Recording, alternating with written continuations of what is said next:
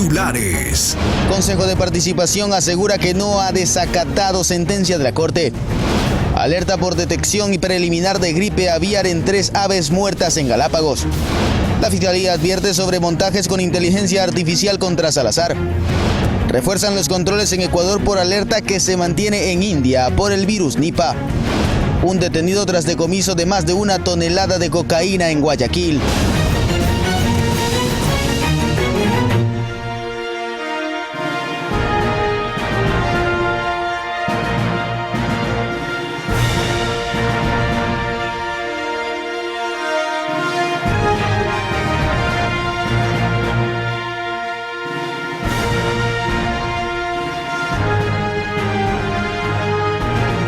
¿Qué tal, amigos televidentes de Ecuador y el mundo? Bienvenidos.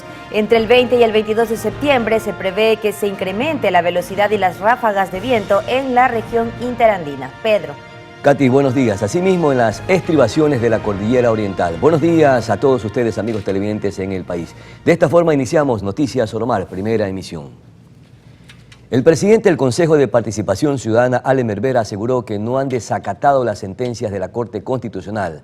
Además, indicó que prepara una petición de medidas cautelares para evitar que lo destituyan.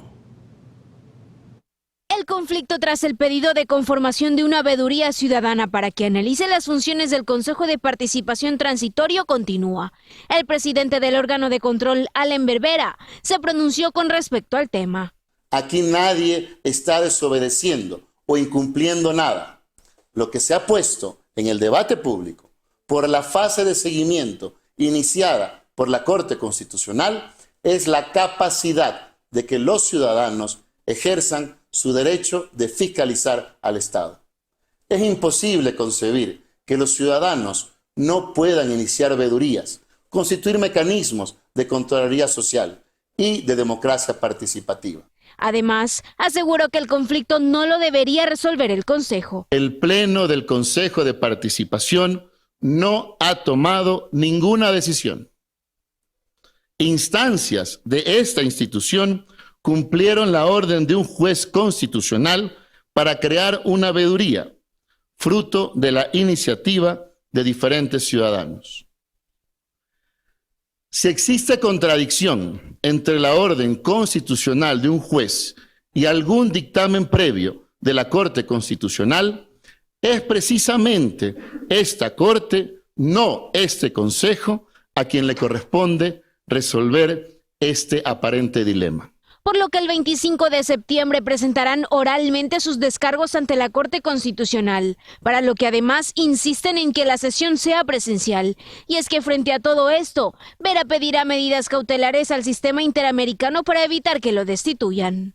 Anaí Vélez, Noticias Soromar. La Fiscalía General del Estado denunció una supuesta campaña de descrédito contra la titular del organismo, Diana Salazar, mediante el montaje de audios y videos creados utilizando inteligencia artificial. La entidad escribió en un comunicado que ha tenido acceso a información que da cuenta de dichos intentos de desprestigio, con los que ciertos sectores buscan desesperada y nuevamente obtener impunidad en los casos que lleva la máxima autoridad de la institución. El Consejo de la Judicatura postergó la decisión sobre declarar las sesiones como reservadas. De hecho, esta propuesta tuvo ya reacciones negativas. Durante una sesión del Pleno del Consejo de la Judicatura se tenía previsto aprobar 2 protocolos, uno relacionado a las transmisiones en vivo de las sesiones del Pleno. Voy a proceder a devolver este punto a fin de que se armonicen los criterios y, por supuesto, acogiendo más criterios que tengan los compañeros vocales. Y el segundo, sobre la declaratoria de estas sesiones como confidenciales o reservadas. Esto, como ha dicho el señor director general, tiene, como se trató el punto anterior, tiene correlación entre lo uno y lo otro, con el punto anterior. Tiene que haber esa armonía entre los dos instrumentos, que sí se han realizado las mesas técnicas con las vocalías, mientras el otro instrumento ha sido con los equipos técnicos. Ambos instrumentos tienen que ser armónicos, consonantes entre sí. Por tanto, suspendo también el tratamiento de este punto. Aunque antes de esto, el vocal Fausto Murillo ya había cuestionado esta propuesta, mostrando su desacuerdo. Finalmente, Terán pidió a las áreas técnicas que armonicen sus contenidos con todos los vocales antes del debate y votación. Anaí Vélez, Noticias Oromar.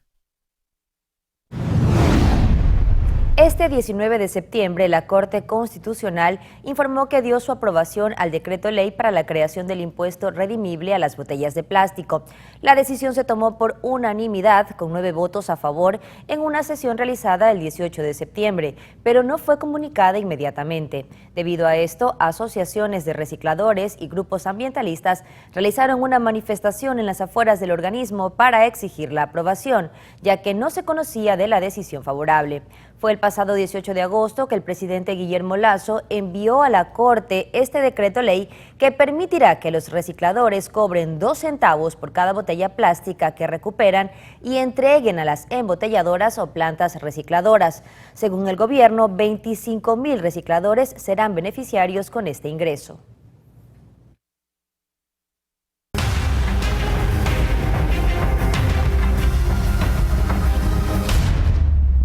Y mucha atención, desde 2021 hasta 2023 se han desmantelado un total de 6 laboratorios de conversión de pasta de base de clorhidrato de cocaína.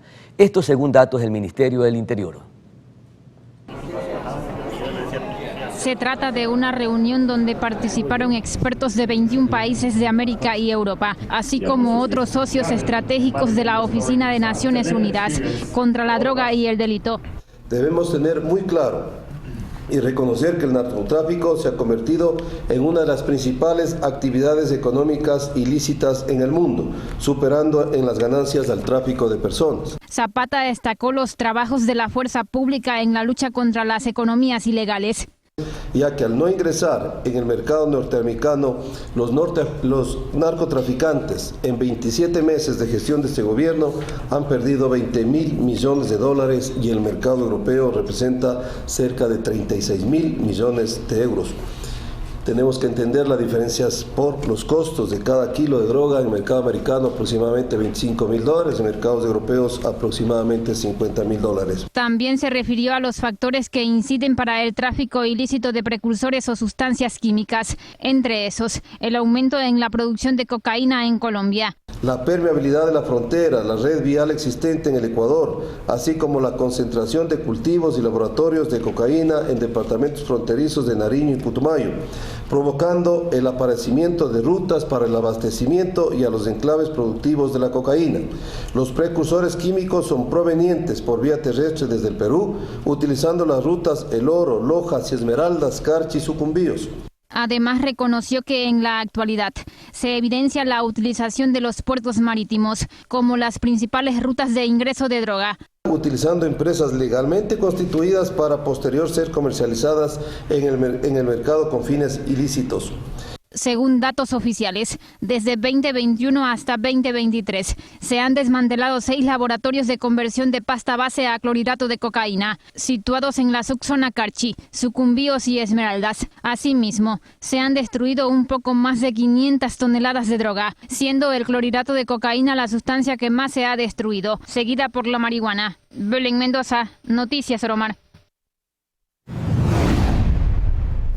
Y las fuerzas del orden interceptaron al noroccidente de la provincia de Pichincha un camión que venía desde la frontera norte con cocaína encaletada en su interior.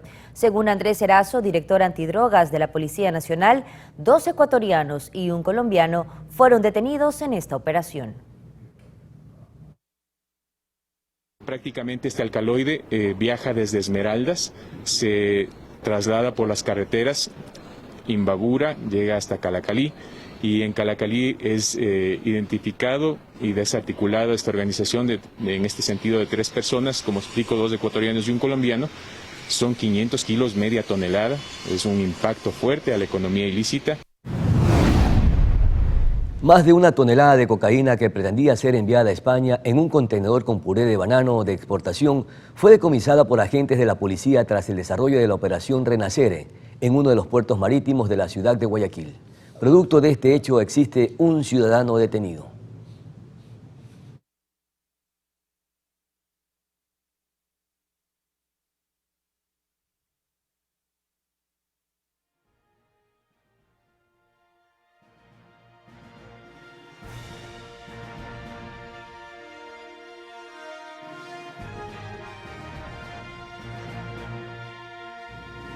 Amigos televidentes, es momento de hacer una pausa comercial, pero ya regresamos con más información para contarles, Pedro, entre otras cosas, que terminó la veda del cangrejo.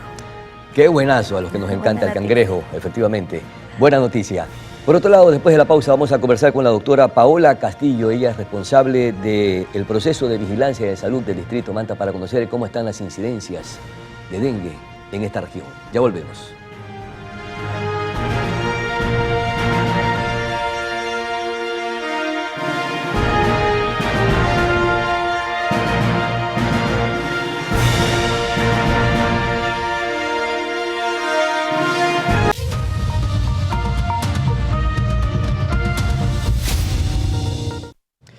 Estamos de vuelta, gracias por seguir en compañía de Noticias Oromar. Ya se encuentra con nosotros en los estudios de Oromar Televisión la doctora Paola Castillo. Ella es responsable de Vigilancia de Salud Distrito Manta, que corresponde a 3 cantones de la provincia de Manabí: Manta, Montecristi y Jaramijó. Muchísimas gracias por acompañarnos, mi querida doctora Paola Castillo. ¿Cómo están las incidencias o las tasas de incidencias de dengue en estos 3 cantones que pertenecen al Distrito Manta? Bienvenida, doctora. Muchas gracias. Primero que nada, agradeciéndole el espacio, la oportunidad para dirigirme a ustedes y al público que nos observa en general, ¿no? Como usted bien contempla, la incidencia de los casos de dengue este año está muy elevada. Hay un aumento inusitado de los casos porque es un año epidemiológico.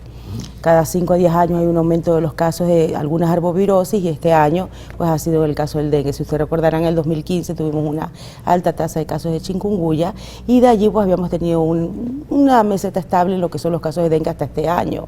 Hasta el momento nosotros contamos con 1.976 casos hasta la semana anterior. Estoy seguro que si sumamos los casos esta semana llegamos aproximadamente a 2.000. De 2.000 casos en los 3 cantones. En los 3 cantones, Manta, Montecristi y Jaramijó. Y el más afectado pues es el cantón Manta, que está con 1.476 casos de los 1.900 que tenemos. Claro, pero vemos que en el último trimestre, porque ustedes van haciendo revisiones de las tasas semanales, de incidencias de manera semanal, pero estábamos revisando el cuadro y en el último trimestre es cuando tenemos mayor incidencia de casos de dengue. Eso es provocado por... Si nosotros observamos los antecedentes, siempre a partir del mes de junio hay un descenso de los casos, hasta el mes de diciembre, que empieza la temporada invernal y nuevamente empieza a aumentar. Este año, pues primero porque ha sido un año epidemiológico, porque estamos en un cambio climático que usted sabe que no solamente a nivel de Ecuador, sino a nivel mundial. Y tercero, pues estamos a las puertas del fenómeno del Niño, que también contribuye a que haya temporadas más calurosas y eso obviamente hace que aumente el crecimiento del vector. Claro. En lo que va del 2023 van casi o más de 1.600. 1.972 aproximadamente. Ahora mismo tenemos 50 en Montecristi, tenemos más de 200, sí. En Manta tenemos más de 1.700 casos. Exacto. Se dice que hay una tasa de 48 casos por cada 10.000 habitantes. En los próximos días las incidencias o las tasas de incidencias de dengue aumentará o dependerá de el tema de control y medidas preventivas. El MSP, usted sabe que durante todo el año debe realizar todas las que son actividades preventivas. Nosotros hacemos control biológico, químico, de todos las arbovirosis que puedan existir. Este año es importante y nos hemos unido nosotros con otras instituciones para que contribuyan, porque la comunidad tiene que saber que el MSP solo no puede. Esto es una corresponsabilidad. Estamos hablando de casos de dengue. Lo más probable es que la suma vuelva a aumentar. Hasta el momento lo hemos tenido 2 semanas que se ha mantenido una meseta, pero lo más probable es que vuelva a aumentar en el último trimestre del año. Y con la presencia del fenómeno del Niño. Exacto, usted sabe que eso trae acumulación de agua, por supuesto que sí. Pueden incrementarse mucho más. Se puede incrementar mucho más. Nosotros y todas las demás instituciones están en la obligación de construir el plan ENOS, que es el Niño, que es Oscilación Sur, usted sabe. Y entonces estamos realizando mesas interinstitucionales para prepararnos contra esto. De hecho, las venimos realizando desde el inicio del año, pero porque era un año epidemiológico, ahora se ha sumado, porque el plan dengue lo hacemos todos los años, se ha sumado el fenómeno del Niño. Bueno, lo importante para enfrentar esta situación son las medidas preventivas. Exactamente. ¿Con qué cantidad de abate se cuenta para precisamente enfrentar esta situación? ¿Cuántos meses y para cuántos meses tendremos para soportar el abate? Lo tenemos, el stock de abate está para nosotros para todo el año. Lo que es fumigación, hasta diciembre, hasta diciembre está arrancando con fuerza. Exactamente. Presuntamente. Pero usted sabe que al principio del año siempre se programa para todo el año. Este año tenemos incluso presupuesto para poder comprar más abate en caso de que la situación suba. Hasta el momento estamos protegidos, pero lo importante aquí, lo que quiero que la gente comprenda, que la solución no es tanto la fumigación, porque es lo que más nos solicita. Claro. La fumigación únicamente va a terminar con el vector adulto. Sin embargo, en 7 días más yo voy a tener nuevamente vector mosquito en todos los sectores. ¿A qué está apostando el Ministerio de Salud Pública? A la prevención, a la verdadera prevención. ¿Y cómo hacemos eso? A través de la destrucción de criaderos. No solo el Ministerio de Salud Pública uniéndonos con todas las demás instituciones. Nosotros como prevención, una de las mayores medidas que estamos tomando es conversando con todas las demás instituciones donde nos han prestado personal voluntario que se va a sumar a nosotros para realizar las brigadas de destrucción de criaderos. ¿Y cómo están atacando para destruir esos criaderos? Tenemos que ir de barrio en barrio, primero atacando los sectores donde mayor incidencia siempre hay, que usted sabe que son los barrios aledaños a los ríos. Claro. Ahí es donde debemos nosotros iniciar. Y de hecho ya se empieza a partir del 21 de septiembre de este mes. Mingas que sean masivas, que participen todas las instituciones, donde se vaya a los barrios, a domicilio, de casa en casa, diciéndole, bueno, usted tiene este depósito aquí, las tapitas de cola, las latas de cerveza, la recolección de llantas es importante, los patios limpios. Y es importante la participación ciudadana, ¿no? Eso es lo que yo necesito. Nosotros estamos actuando desde el Minedud, diciéndole por favor, nuestro representante distrital del Minedud, Edgar Rivadeneira, que nos ayude dándole prevención y clases y charlas de educación a los niños en todos los grados. ¿Y cuál es el grupo más vulnerable, el grupo etario El grupo etario más vulnerable. ¿Eso lo tienen identificado ustedes? Siempre el grupo etario más vulnerable es aquel que no tiene inmunidad. Estamos hablando de niños. Este año, al ser un año epidemiológico, siempre son los niños de 5 a 9 años de edad y de 10 a 14 años. Los adolescentes son los que más se están enfermando. Primero que nada, ante cualquier fiebre, eso es dengue hasta que se muestre lo contrario, y lo primero que voy a hacer es asistir al centro de salud.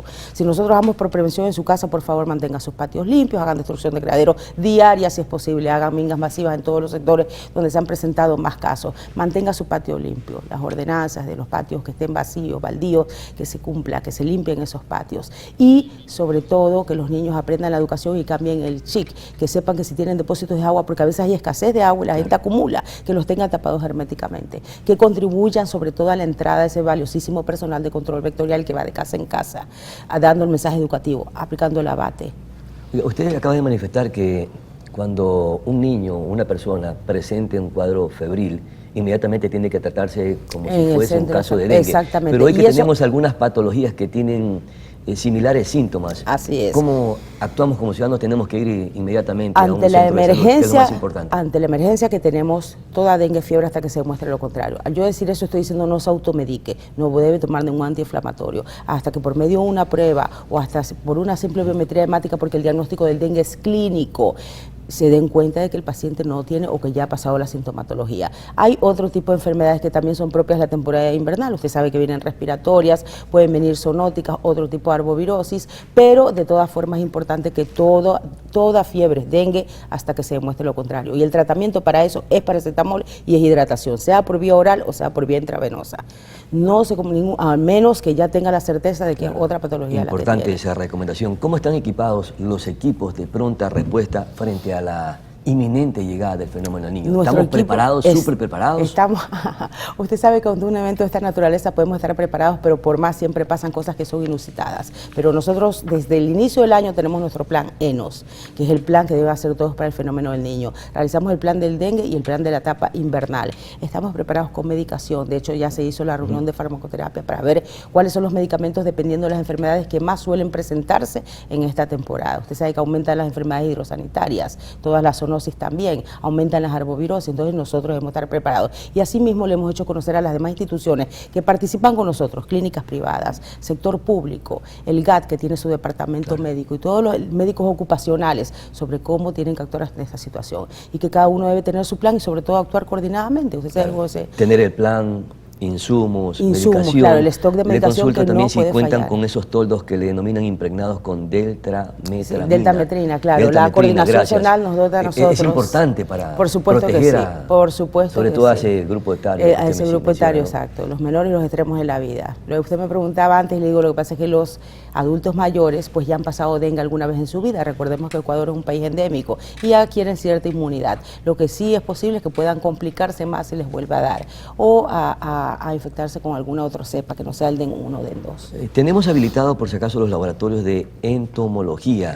Claro, para hacer estudios por de qué tipo de insectos. ¿Estamos preparados con sí, esos equipos? Estamos sumamente preparados. Usted siéntase. Expliquemos para qué sirven estos equipos y cuán necesarios son en estos momentos, ya le voy sobre a todo comentar. cuando viene Y con qué fuerza bueno, el fenómeno y qué del bueno Niño. que me hace esta pregunta. El laboratorio de entomología que tiene el distrito 1302 es el único a nivel de Manabí.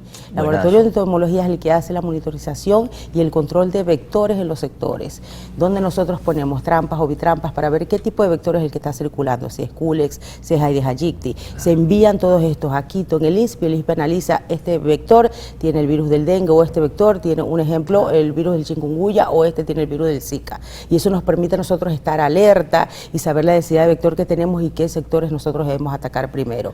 Y ese laboratorio no solamente es Manta Montecristi y Jaramillo, es el laboratorio de todo Manabí. O sea que realiza acciones en toda la provincia.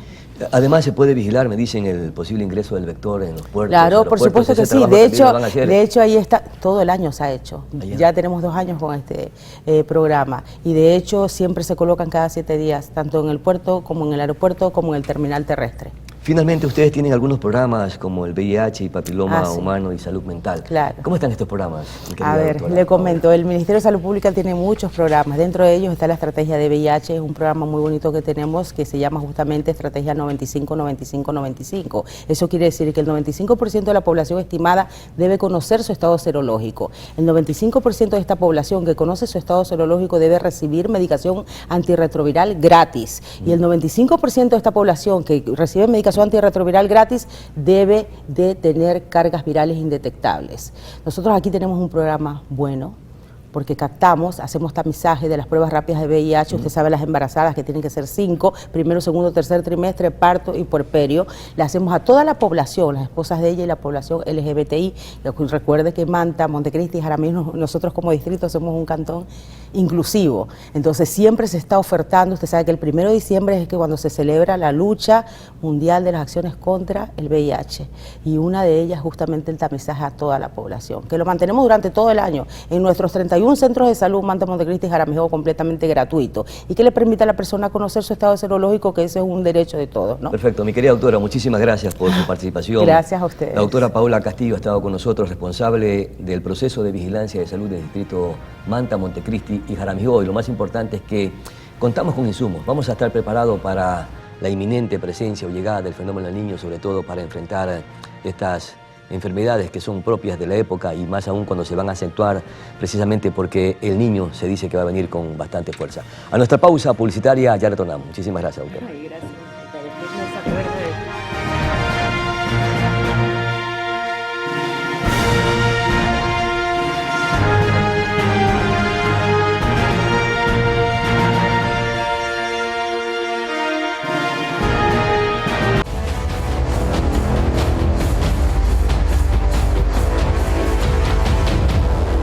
Amigos televidentes, seguimos con más información. Les contamos que el ministro de Producción y Comercio Exterior, Inversiones y Pesca informó que la veda por muda de cangrejo rojo y azul finalizó este martes 19 de septiembre del 2023. En un principio, este periodo durará 45 días, es decir, debía culminar el 30 de septiembre. La decisión se aplicó en base a un acuerdo en el que además se refirieron al fortalecimiento del seguimiento a este recurso con el fin de evitar cualquier singularidad que presenten los recursos recolectados. La veda es una medida impuesta para proteger la especie y permitir que la captura del crustáceo se realice de manera adecuada y racional. Esta restricción se trata del segundo periodo de veda de cangrejo rojo y el cangrejo azul.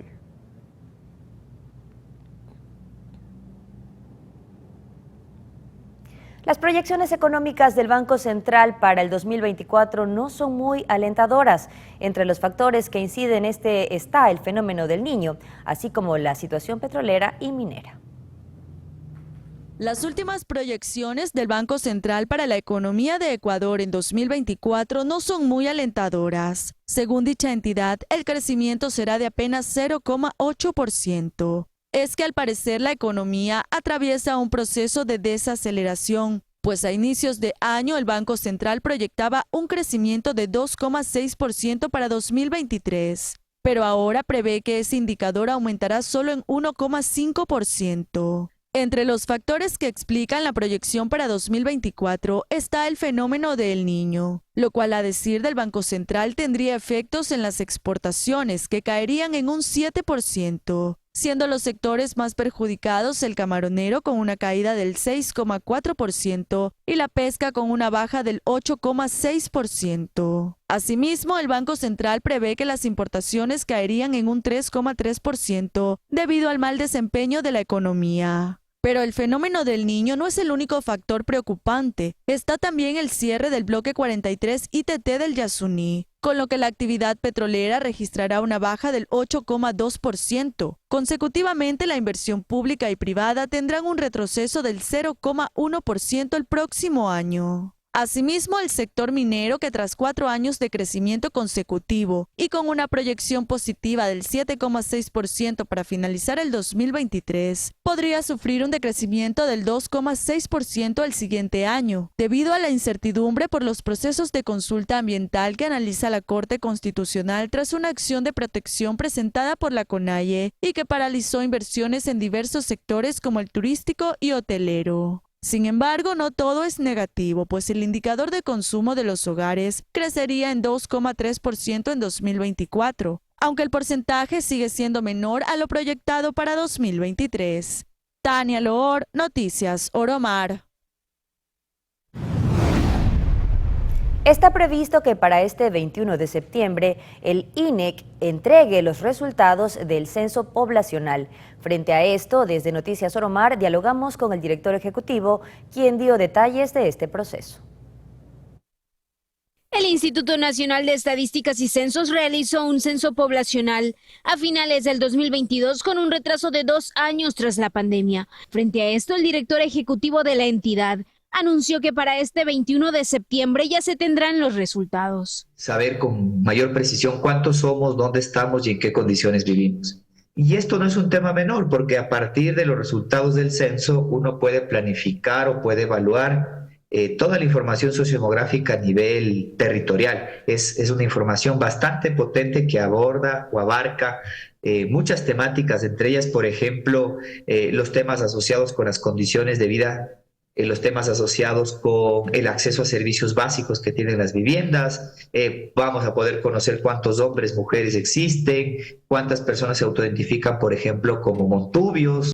De hecho, Castillo aseguró que este proceso ha sido el más complejo. Por los temas de inseguridad que tuvimos que afrontar. No solamente, no estamos exentos, o el censo no estuvo exento de enfrentar las complejidades que existen en el territorio. Sectores de muy difícil acceso, sectores donde había que tener un respaldo importante de la policía y los militares. Sectores que tuvimos que ir 1, 2, 3, hasta 5 veces para poder conseguir una entrevista, dado que la percepción del ciudadano, los miedos que se tiene ahora para abrir la puerta no son menores. También indicó que para obtener los resultados se realizó un trabajo con otras organizaciones. Hemos analizado la información, hemos depurado, hemos hecho todos los ejercicios de consistencia, siempre de manera técnica y con un acompañamiento de algunas agencias de Naciones Unidas que se especializan en acompañar a las oficinas de estadística del país. Según los registros históricos del INEC, el primer censo poblacional se llevó a cabo en 1950 y el último en 2022. Anaí Vélez, Noticias Oromar.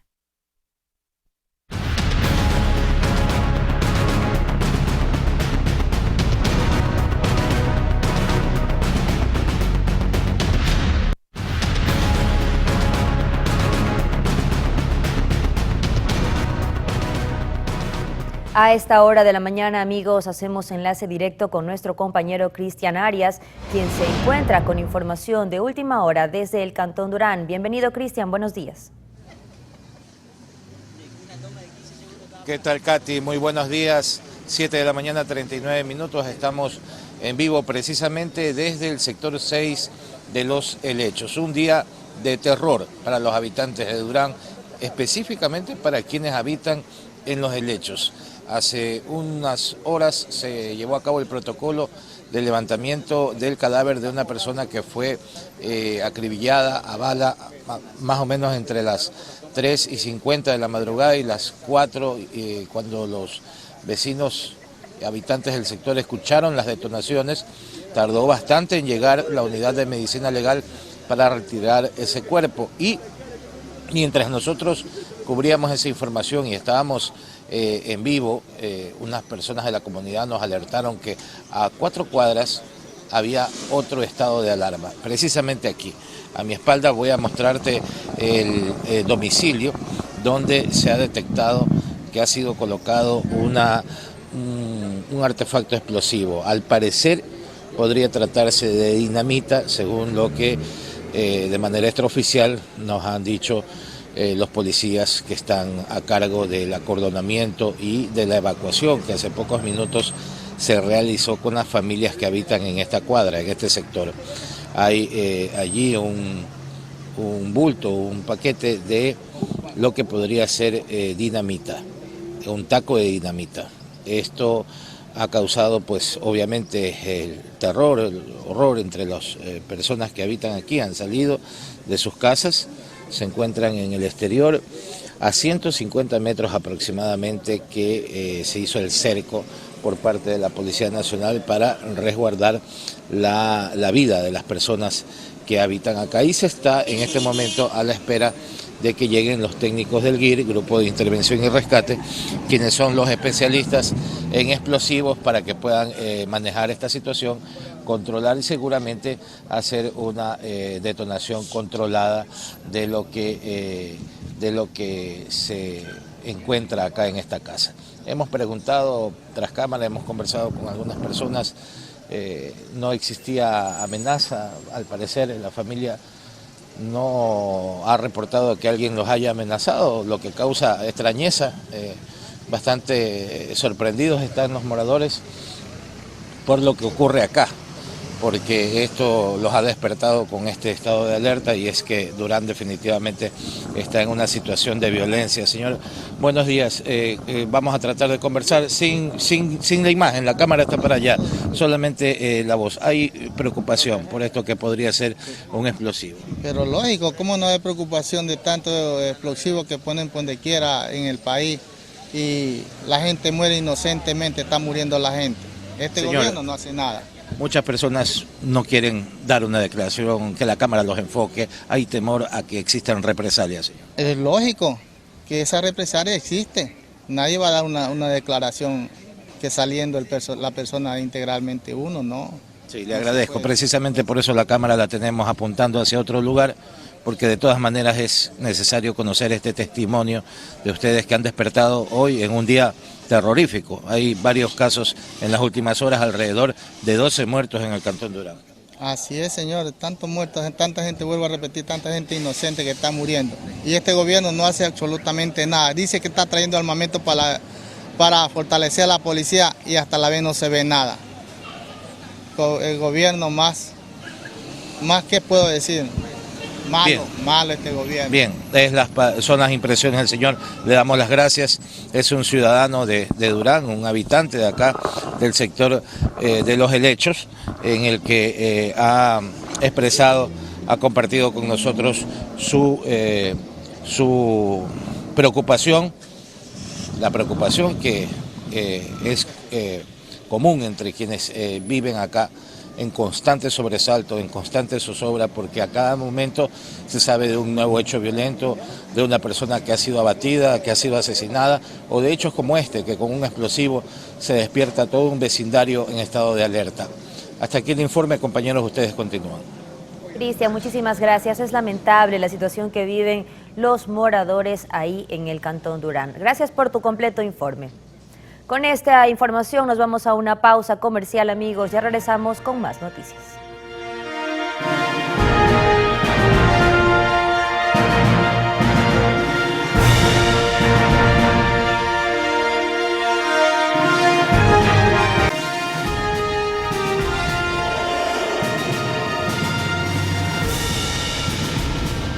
Amigos, gracias por continuar con nosotros. Les contamos ahora que Ecuador refuerza los controles frente al aparecimiento del virus Nipah presentado en India.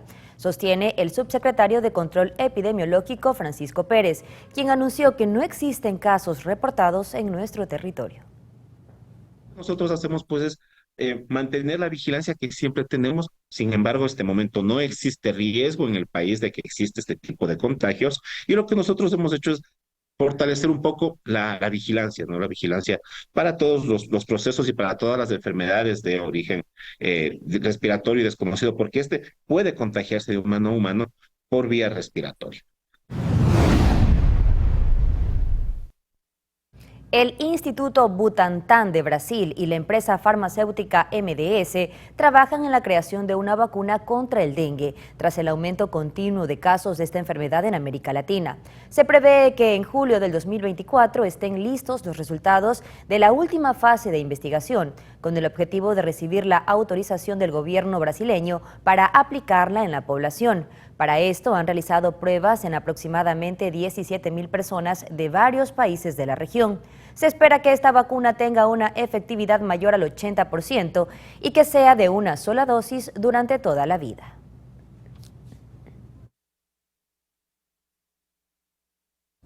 Luego de la muerte de varias aves en las Islas Galápagos, los exámenes realizados a las especies dieron positivo a influenza o gripe aviar H5N1. La dirección del Parque Nacional enviará el material obtenido al Instituto Nacional de Investigación de Salud Pública en Guayaquil para su confirmación. Ante esta amenaza infecciosa, el Ministerio del Ambiente activó los protocolos de bioseguridad en las Islas San Cristóbal y Española, lugares donde se han detectado las aves enfermas.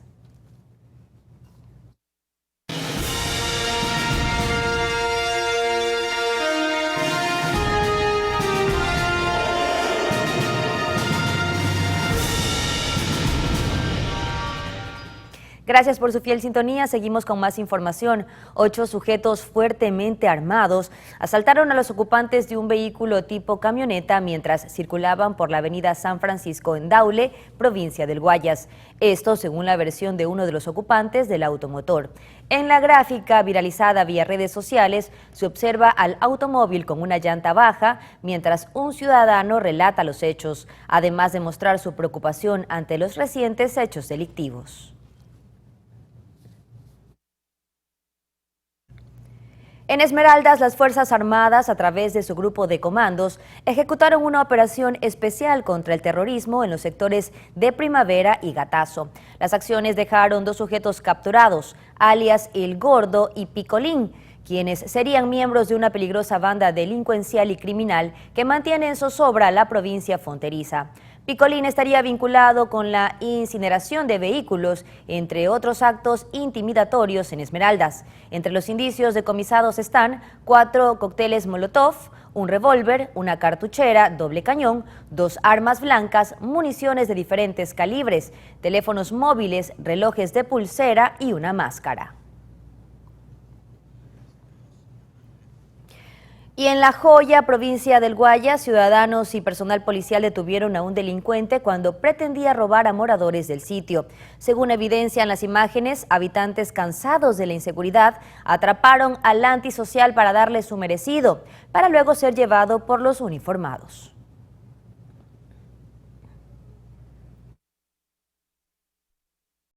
Amigos televidentes, llegamos a la parte final de este espacio de noticias. Más información al mediodía. Gracias por acompañarnos. Será hasta el día de mañana conmigo. Que tengan una excelente jornada.